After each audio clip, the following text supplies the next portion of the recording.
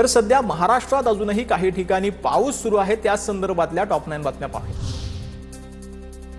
नांदेडमध्ये माहूर तालुक्यातल्या वजरा शेख फरीद धबधब्यावर अचानक आलेल्या पावसामुळे पर्यटक अडकले। मानवी साखळी करून सुटका थराराचा व्हिडिओ सोशल मीडियावर व्हायरल।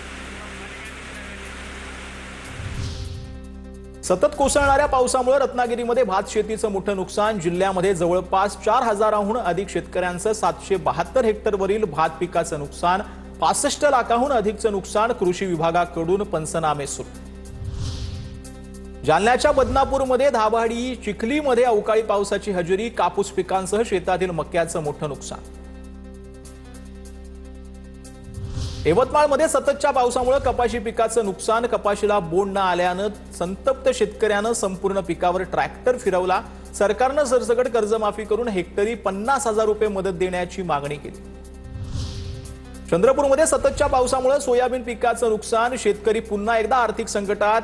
कोरणपणातील कडोली येथील संतप्त शेतकऱ्यानं 6 एकरवरील पीक पेटवून दिलं। शासनानं शेतकऱ्यांसाठी दिलेल्या मदत निधी बँक खात्यावर न टाकणाऱ्यावरती कारवाई करणार राज्याचे पणन मंत्री जयकुमार रावल यांचा इशारा। धुळ्यातील एका कार्यक्रमात बोलताना रावल यांचा इशारा।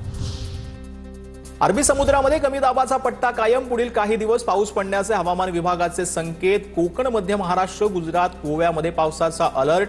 सोलापूर, बीड, लातूर जिल्ह्यामध्ये येलो अलर्ट। रत्नागिरीच्या चिपळूणमध्ये ऊन पावसाचा खेळ, अनियमित हवामानामुळे आंबा बागायतदारांची चिंता वाढली।